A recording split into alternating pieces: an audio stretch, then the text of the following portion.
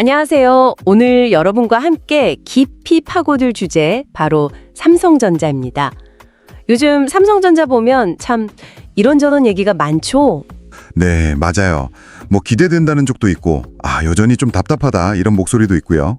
특히 그 파운드리 사업에서 정말 깜짝 놀랄 만한 수주 소식이 있었잖아요. 네네, 그게 있었죠. 근데 또 다른 한편으로는 HBM 메모리, 이건 뭐 여전히 안개 속이다 이런 말도 많고요.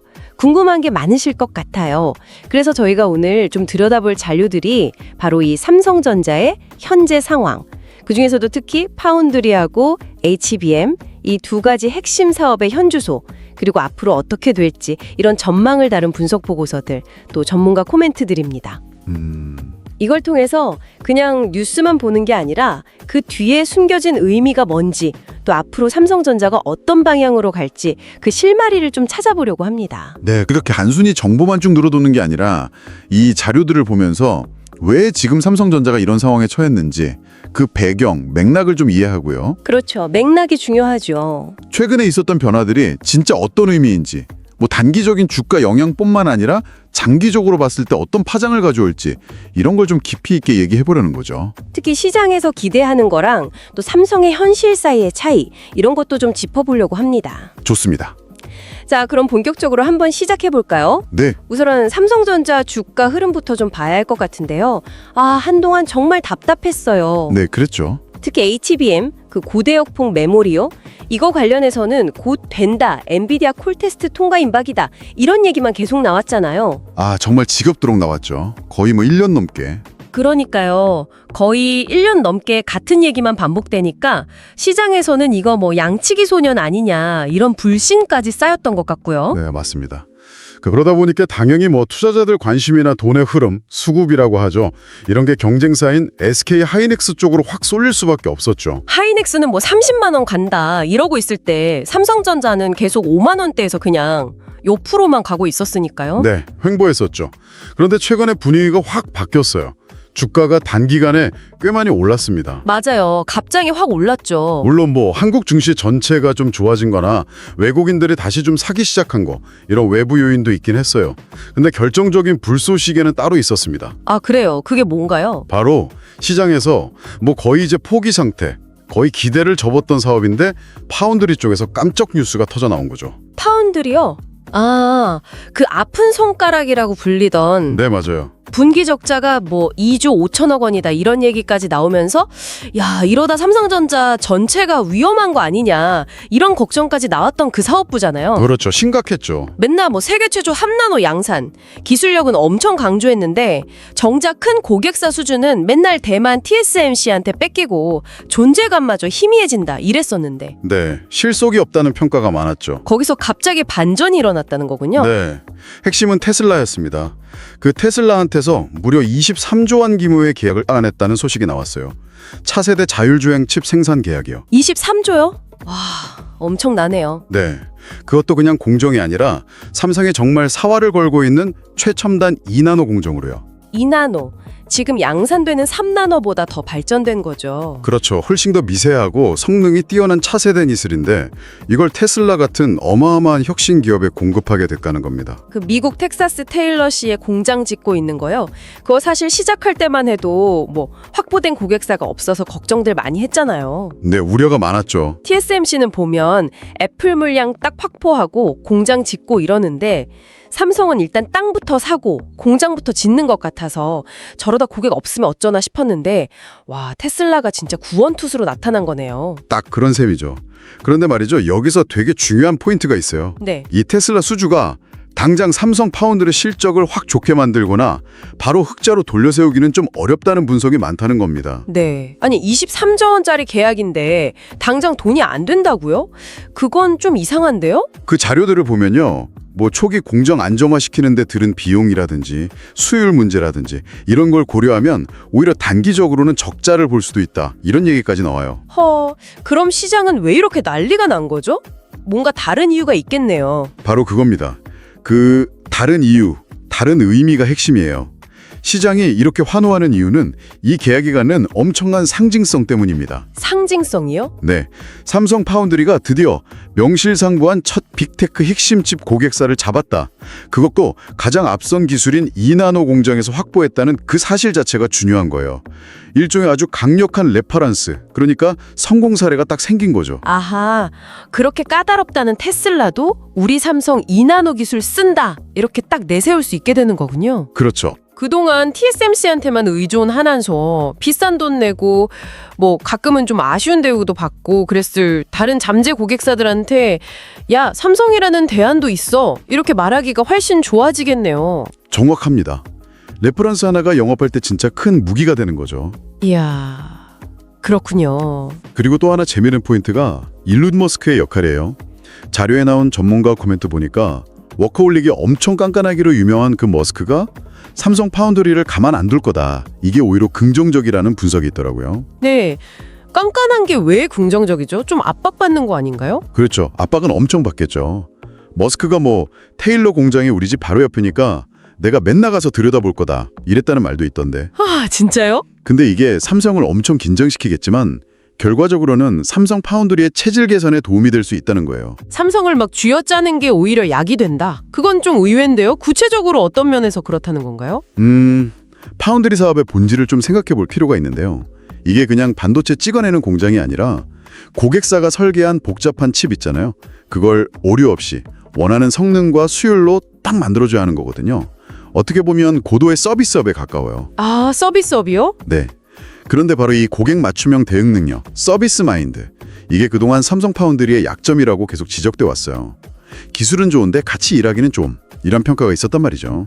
그렇죠. 그런 얘기들이 좀 있었죠. 그러니까 머스크의 그 집요하고 까다로운 요구사항을 하나하나 맞춰나가는 과정에서 삼성 파운드리의 공정 관리 능력이나 고객 소통 방식, 또 문제 해결 능력이 강제로 확 올라갈 수 있다.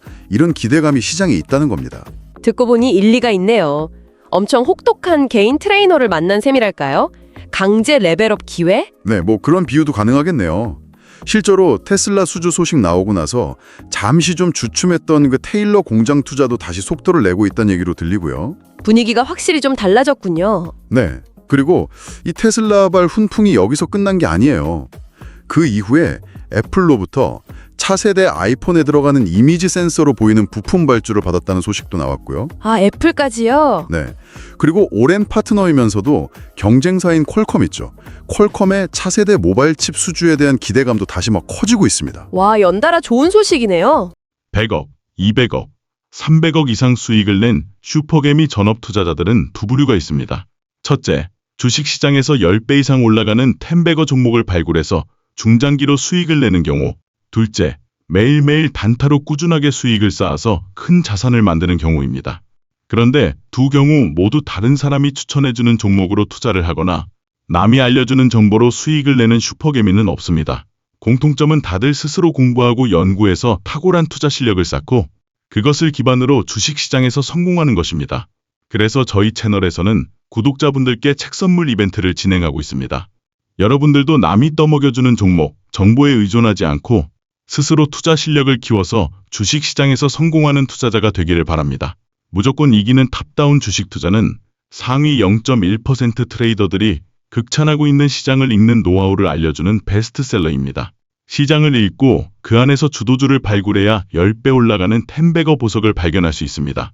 처음부터 시작하는 주식 투자 단타 전략은 실제 단돈 15만 원으로 10억을 만든 전업 투자자의 노하우를 담은 베스트셀러입니다. 매일매일 꾸준히 수익을 쌓아서 슈퍼개미가 되는 꿈을 이루고자 하는 분들에게 많은 도움이 될 것입니다. 책은 저희가 출판한 것도 아니고 책 저자와 저희는 아무런 관련이 없습니다. 단지 읽었던 책 중에서 구독자분들의 투자 실력 향상에 도움이 될 것 같은 책을 골라서 선물을 드릴 뿐입니다. 채널에 구독만 눌러주셨다면 누구나 무료로 책을 받을 수 있는 이벤트 참여가 가능합니다. 채널 영상 아래 설명란과 고정 댓글에 이벤트 참여 링크를 클릭하셔서 안내에 따라 신청하시면 영상 업로드 주기마다 추첨을 통해 투자 공부에 도움이 되는 책을 선물 드립니다. 이벤트 참여로 여러분들의 투자 실력을 키우시고 저희 채널 성장에 도움 주시기 바랍니다. 물론 뭐 이권들의 물량이 당장 테슬라만큼 크진 않겠지만 중요한 건 이거죠. 삼성 파운드리 다시 살아나네? TSMC 말고 삼성으로 대안이 될 수 있겠는데 이런 긍정적인 신호를 시장에 계속 보낸다는 거. 이런 분위기가 최근 주가 상승에 꽤 중요한 역할을 했다고 봅니다. 그리고 삼성 자체의 칩인 엑시노스 최신 버전, 2500, 2600 이런 것들도 이 테일러 공장 2나노에서 먼저 생산하면서 일종의 트레이닝을 할 계획이라면서요. 네, 맞아요. 그게 또 중요한 포인트입니다. 테슬라 같은 외부 고객 물량 본격적으로 만들기 전에 우리 내부 물량으로 먼저 공정을 좀 안정화시키고 수율도 잡고 문제점도 미리 파악하고 이런 전략인 거죠. 정확합니다. 여기서 수율이라는 거 요걸 잠깐 짚고 가면 좋은데요. 네, 수율 중요하죠. 얻었을 때 거기서 문제없는 정상 칩을 얼마나 많이 뽑아내느냐 그 비율이거든요. 이게 높을수록 생산성이 좋고 가격 경쟁력도 생기니까 파운드리 사업에서는 정말 핵심 경쟁력이라고 할 수 있죠. 그렇죠. 수율이 낮으면 아무리 기술이 좋아도 돈 벌기 힘드니까요. 네. 그래서 삼성은 일단 엑시노스 칩을 먼저 이 2나노 공정에서 만들면서 수율을 최대한 끌어올려 놓고 그 다음에 이제 테슬라 물량 생산에 들어가겠다 이런 계산인 거죠. 엑시노스 칩 자체가 잘 팔리는 것도 중요하지만 이 경우에는 공정 안정화 훈련의 의미가 더 크다고 볼 수 있습니다. 그럼 테슬라 물량이 본격적으로 나올 때쯤이면 이 훈련 덕분에 수율이 그래도 꽤 안정될 수 있겠네요? 네, 그런 기대를 하고 있는 거죠. 여기에 더해서요. 기존에 돌리던 좀 오래된 공정들 있잖아요. 소위 레거시 파운드리라고 부르는 이쪽 공장 가동률도 최근에 스마트폰이나 가전제품 수요가 좀 살아나면서 다시 올라오고 있다고 합니다. 아, 그것도 다행이네요. 네, 이것도 파운드리 사업 전체 적자 폭을 줄이는 데는 좀 도움이 되겠죠. 그러니까 종합적으로 보면 테슬라 수주를 딱 발판 삼아서 미국 시장 진출 명분도 확실해졌고 TSMC 독주 체제에 좀 피로감을 느끼는 다른 잠재 고객들한테 우리도 괜찮은 대안이다. 이렇게 어필할 수 있는 기반이 조금씩 만들어지고 있다. 이렇게 평가할 수 있겠습니다. 하지만 여전히 갈 길은 멀어 보이네요. 파운드리 사업이 안정적으로 흑자를 내려면 시간이 꽤 걸릴 것 같고 결국은 말씀하신 그 수율이라는 근본적인 문제를 확실히 해결해야 TSMC하고 제대로 경쟁할 수 있겠죠. 아직은 기대감이 좀 더 앞서는 상황? 이 정도로 정리할 수 있겠군요. 네, 맞습니다. 파운드리가 이렇게 극적인 반전 가능성을 보여준 것과는 좀 대조적으로요.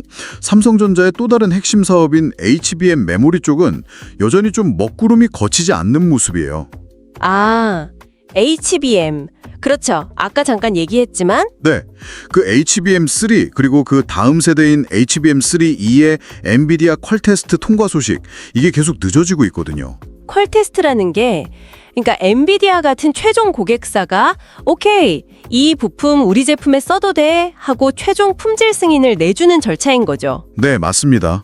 그게 통과돼야 이제 본격적으로 대량으로 납품할 수 있는 건데 삼성은 이 문턱을 아직 못 넘고 있는 상황인 거죠. 그렇죠. 곧 통과 임박 이 뉴스는 정말 이제는 좀 믿기 어려울 정도로 반복되는데 자료들 종합해보면 시장에서는 사실상 올해 안에 삼성 HBM이 엔비디아 주력 AI 칩에 들어가는 건 좀 어렵지 않겠냐 이런 비관적인 전망이 더 우세한 것 같아요. 네, 일부 분석에서는 거의 물 건너갔다 이런 표현까지 쓰고 있고요. 허허, 그렇게까지요? 네, 심지어는요 엔비디아 쪽에서 삼성한테 HBM3나 3E보다는 차라리 다음 세대인 HBM4 개발에 더 집중해달라 이런 요구를 하고 있다는 이야기까지 나와요. 아, 정말요? 그건 무슨 의미죠?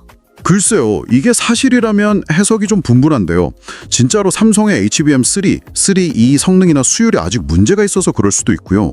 아니면 엔비디아가 일부러 HBM4 시장에서 처음부터 삼성하고 SK 하이닉스 경쟁을 확 붙여가지고 가격 협상에서 유리한 고지를 차지하려는 그런 전략적인 판단일 수도 있습니다. 아, 엔비디아의 큰 그림일 수도 있다. 네, 어느 쪽이든 현재 삼성 입장에서는 HBM 쪽에서 뭔가 확실한 성과, 특히 제일 큰 고객인 엔비디아 납품 성공이라는 이정표가 정말 필요한데 이게 계속 미뤄지고 있다는 게 상당한 부담이죠.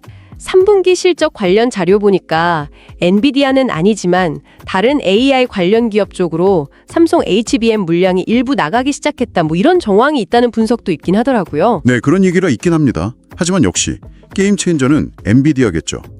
HBM 시장의 절대 강사인 엔비디아를 뚫지 못하면 시장 점유율이나 수익성 면에서 SK 하이닉스하고의 격차를 좁히기가 쉽지 않을 겁니다. 결국 HBM에서의 부진이 최근 발표된 2분기 실적에도 좀 영향을 미쳤겠군요. 바로 그 점이 고스란히 드러났죠. 2분기 전체 영업이익이 한 4조 7천억 원 나왔는데 이게 시장 기대치보다는 좀 낮았거든요. 특히 반도체, DS 부문 실적이 좀 아쉬웠어요. 반도체 부문만 따로 보면요. 반도체 부문만 보면 영업이익이 한 4천억 원 흑자를 내긴 냈어요. 그런데 그 내용을 좀 자세히 뜯어보면 온도차가 꽤 큽니다. 내용을 뜯어본다는 건 어떤 의미인가요? 그러니까 D램이나 낸드 플래시 같은 일반 메모리, 레거시 메모리라고 하죠.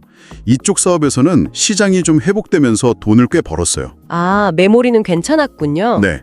근데 여기서 번 돈의 상당 부분을 아까 말한 파운드리 사업 적자, 이게 한 5천억 원 정도로 추정되는데 이게 까먹었고요. 그리고 결정적으로 HBM 분야에서는 경쟁사인 SK 하이닉스랑 비교했을 때 이익 기여도가 현저히 낮았던 걸로 분석됩니다. 아, SK 하이닉스가 같은 분기에 HBM 덕분에 9조 원이 넘는 어마어마한 영업이익을 냈거든요. 이걸 생각하면 HBM에서의 격차가 삼성전자 전체 실적에 얼마나 큰 영향을 주는지 딱 드러난 거죠. 뭐 스마트폰 사업 같은 게 잘 버텨졌지만 전체적으로는 이게 삼성전자 실적 맞아? 약간 삼성답지 못하다 이런 평가가 많았습니다. 야, 9조 원 대 4천억 원. 차이가 엄청나네요. HBM이 이렇게 중요하군요. 근데 좀 이상한 게 이렇게 실적이 안 좋았는데 발표되고 나서 오히려 주가가 좀 올랐단 말이죠. 이건 왜 그런 거죠? 그게 좀 역설적인데요. 이제 바닥 찍은 거 아니냐 이런 심리가 작용한 걸로 보여요. 실적이 워낙 안 좋게 나오니까 설마 이보다 더 나빠지겠어? 하는 인식이 생긴 거죠. 아, 바닥론이군요. 네, 실제로 여러 분석 자료들에서도 3분기에는 뭐 파운드리 적자폭도 좀 줄어들고 메모리 가격도 오르고 하면서 2분기보다는 영업이익이 한 2배 수준으로 회복될 거다 이런 전망이 나오고 있거든요. 이런 실적 바닥 확인 심리랑 아까 얘기했던 파운드리발 기대감, 이게 맞물리면서 주가 반등을 좀 이끌었다 이렇게 볼 수 있습니다. 그렇군요. 그러면 앞으로 삼성전자 주가가 다시 그 많은 분들이 기다리시는 8만 전자 고지를 넘어서려면 어떤 조건들이 좀 필요할까요? 자료들 보니까 크게 두 가지를 꼽는 것 같던데요. 네, 첫 번째는 역시 좀 큰 그림, 거시적인 환경 요인입니다. 글로벌 금융시장에 돈이 계속 좀 돌고 최근에 좀 불안했던 원달러 환율 급등세 같은 게 좀 진정되고 이런 대외적인 투자 환경이 안정되어야 한다는 거죠. 외국인 수급이 중요하니까요. 그렇죠. 특히 국내 증시에서는 외국인 투자자들의 매매가 중요한데 환율이 불안하거나 예상치 못한 국내 정책 변수 같은 게 툭 튀어나오면 외국인 자금이 들어오기 어렵거든요. 그렇겠네요. 그리고 두 번째 조건은 역시 삼성전자 자체에 뭔가 보여주는 거 있어야겠죠. 네, 맞습니다. 여러 분석가들 의견을 종합해보면 결국 시장이 가장 기다리는 건 HBM 분야에서 뭔가 눈에 보이는 성과, 구체적으로는 엔비디아 퀄 테스트 통과라는 아주 명확한 뉴스인 것 같아요. 아, 결국 HBM이군요. 네, 파운드리 쪽에서 테슬라 수주 같은 좋은 소식이 있었지만 그것만으로는 주가를 한 단계 더 쭉 끌어올리기에는 좀 힘이 부족하다, 이런 시각이 많습니다. 근데 앞서 얘기했듯이 HBM에서 연내에 그렇게 뭔가 획기적인 소식이 나오기는 좀 어려울 거라는 전망이 아직은 더 많다면서요. 네, 아직은 좀 쉽지 않을 거라는 예상이 우세하죠. 그러면 당분간은 주가가 좀 답답할 수도 있겠네요. 예를 들어서 아까 잠깐 언급했던 퀄컴 파운드리 수주 같은 이슈요. 이런 건 이미 시장에서 어느 정도 예상하고 있거나 아니면 그 규모나 파급력이 테슬라 것만큼 크지는 않을 걸로 보기 때문에 주가에 미치는 영향이 좀 제한적일 수 있어요. 테슬라 거는 정말 서프라이즈였으니까요. 그렇죠. 전혀 예상 못했던 거니까 강력했죠. 따라서 HBM에서 시장의 기대를 확 뛰어넘는 그런 뉴스가 나오지 않는다면 당분간 삼성전자 주가는 뭐 큰 폭으로 오르기보다는 지금 수준 한 6만 원대 후반에서 7만 원대 초반 이 사이에서 좀 오르락내리락하는 박스권 움직임을 보일 가능성이 높다. 이런 분석이 많습니다. 최근에 그 애플하고 중국 화웨이하고 스마트폰 디스플레이 관련해서 특허 분쟁 이슈도 있었잖아요. 이건 삼성전자 주가에 큰 영향은 없을까요? 네, 자료들 보면 그럴 가능성이 높아 보입니다. 뭐 핵심 부품 공급사인 삼성 디스플레이, SDC가 화웨이한테 로열티를 받는 식으로 합의를 하거나 아니면 애플이 소송 중엔 미국 말고 다른 지역하고 미국 내수용 제품하고 디스플레이 공급처를 나누는 식으로 대응할 가능성이 크다고 봐요. 아, 그런 식으로 해결될 수 있군요. 네, 어느 쪽이든 삼성전자 전체 실적이나 주가 흐름에 뭐 결정적인 영향을 주기는 어려울 거다, 이런 시각입니다. 네, 알겠습니다. 오늘 삼성전자를 둘러싼 여러 이슈들, 특히 파운드리와 HBM이라는 두 개의 큰 축을 중심으로 현재 상황과 앞으로의 전망까지 깊이 있게 살펴봤습니다. 정리를 좀 해보면 파운드리 사업에서는 테슬라 수주라는 정말 예상치 못한 호재로 극적인 반전의 기회를 잡았지만 HBM에서는 여전히 경쟁사에 좀 뒤처지면서 뚜렷한 돌파구를 찾지 못하고 있는, 어떻게 보면 상당히 상반된 그림이 동시에 나타나고 있는 것 같습니다. 그렇습니다. 삼성전자는 지금 굉장히 중요한 갈림길에 서 있다고 볼 수 있어요. 테슬라라는 아주 강력한 파트너, 그 파트너의 깐깐한 관리를 오히려 동력으로 삼아서 그동안 고질적인 약점으로 꼽혔던 파운드리 사업의 서비스 마인드나 공정 관리 능력을 정말 혁신할 수 있을 것인가? 그래서 TSMC의 확실한 대안으로 자리매김할 수 있을 것인가? 이게 하나고요. 네. 또 다른 하나는 HBM 경쟁에서의 이 열세를 극복하고 차세대 기술 개발을 통해서 다시 한번 시장의 신뢰를 되찾고 AI 시대의 핵심 공급자로 다시 부상할 수 있을 것인가? 이 두 가지 질문에 대한 답이 앞으로 삼성전자의 미래를 결정짓는 가장 중요한 변수가 될 겁니다. 단순히 실적 개선 이걸 넘어서 시장과 고객들의 인식을 근본적으로 바꾸는 게 중요해 보입니다. 네. 오늘 저희가 함께 파헤쳐본 이런 내용들을 바탕으로요, 이제 여러분 스스로에게 이런 질문을 한번 던져보시면 어떨까 합니다. 삼성전자가 파운드리라는 어떻게 보면 과거 메모리 반도체 성공 방식과는 전혀 다른 DNA를 요구하는 이 새로운 성장 엔진을 성공적으로 달기 위해서 단순히 기술 개발을 넘어서 어떤 근본적인 내부 변화를 만들어내야 할까? 좋은 질문이네요. 예를 들면 조직 문화라든지 의사결정 방식, 또 고객과 소통하는 방식 같은 것들에서 과거와는 다른 어떤 혁신이 필요할지 한번 고민해 보시면 앞으로 삼성전자의 미래를 좀 더 입체적으로 보시고 또 관련 뉴스들을 해석하시는 데도 흥미로운 관점을 얻으실 수 있을 겁니다. 주식시장은 항상 등락이 있습니다. 상승장이 지나가면 하락장이 찾아오고 하락장이 지나가면 다시 상승장이 찾아오죠. 하락장에는 누구나 시장 대응이 어려워서 수익을 보기 어렵습니다. 그래서 많은 사람들이 손실을 보게 됩니다. 그런데 안타깝게도 상승장이 찾아와 많은 기회가 있는 시장에서 누구나 수익을 보는 것은 아닙니다. 미리 투자 공부를 하면서 준비가 되어 있는 투자자만이 기회를 발견하고 수익을 가져가게 됩니다. 그래서 여러분들은 남이 떠먹여주는 밥을 먹으려 하기보다는 스스로 공부하면서 준비되어 있는 투자자가 되어야 합니다. 그래서 저희 채널에서는 구독자분들의 투자 공부를 돕기 위한 책 선물 이벤트를 진행하고 있습니다. 처음부터 시작하는 주식 투자 단타 전략은 실제 단돈 15만 원으로 10억을 만든 전업 투자자의 노하우를 담은 베스트셀러입니다. 단타로 수익을 많이 내고 싶은데 방법을 몰라서 자꾸만 손실이 쌓이는 분들에게 엄청난 도움이 될 것입니다. 그리고 무조건 이기는 탑다운 주식 투자는 상위 0.1% 트레이더들이 극찬하고 있는 시장을 읽는 노하우를 알게 해주는 베스트셀러입니다. 시장을 읽지 못하고 투자 계획을 세우지 못하는 분들에게 반드시 필요한 책입니다. 채널에 구독만 눌러주셨다면 누구나 무료로 책을 받을 수 있는 이벤트 참여가 가능합니다. 채널 영상 아래 설명란과 고정 댓글에 이벤트 참여 링크를 클릭하셔서 안내에 따라 신청하시면 영상 업로드 주기마다 추첨을 통해 투자 공부에 도움이 되는 책을 선물 드립니다. 이벤트 참여로 여러분들의 투자 실력을 키우시고 저희 채널 성장에 도움 주시기 바랍니다.